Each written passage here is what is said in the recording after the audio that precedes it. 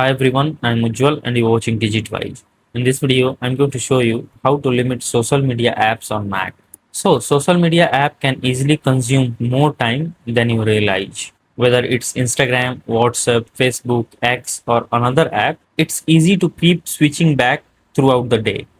Instead of removing those apps from your Mac, screen time lets you allow a daily limit on them. One of the biggest advantage is that you can either limit a particular app or the entire social category at once. This gives you much more flexibility depending on how you use your Mac.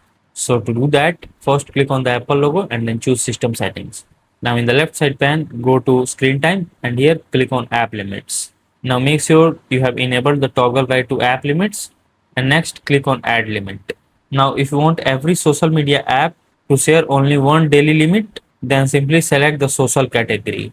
You can also expand the social category by clicking on the tiny arrow previous to it. And from here, you even can share a particular app. And if you want same limit every day, then you can choose every day or you can choose custom if you would like different limits for weekends and weekdays.